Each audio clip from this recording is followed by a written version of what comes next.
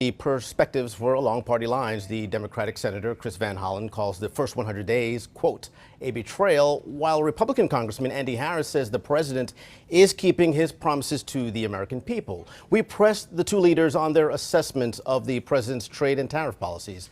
Senator Van Hollen says he hears from constituents on a regular basis who are worried about their small businesses, while Congressman Harris says the country stands to benefit in the long term from gains in manufacturing. Trillions of dollars of investment in America are being promised by our overseas partners.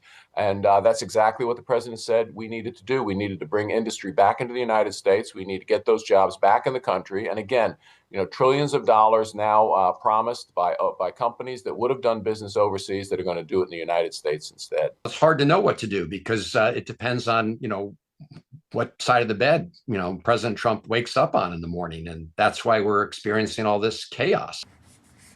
Two very different views there. On the issue of immigration, Congressman Harris touts President Trump's aggressive deportation policy, while Senator Van Hollen says the method the White House is taking puts constitutional rights at risk.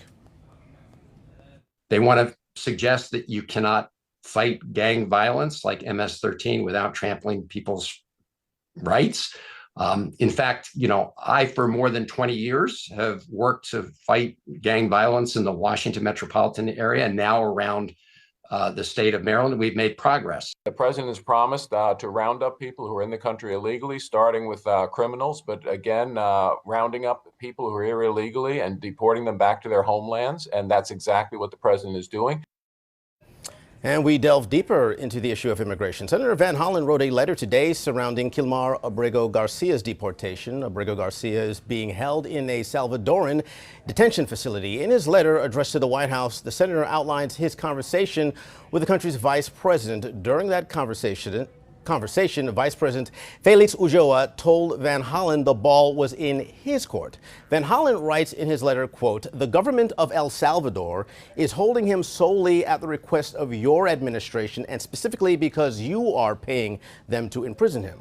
The White House did not comment on the letter nor on the detention of Abrego Garcia.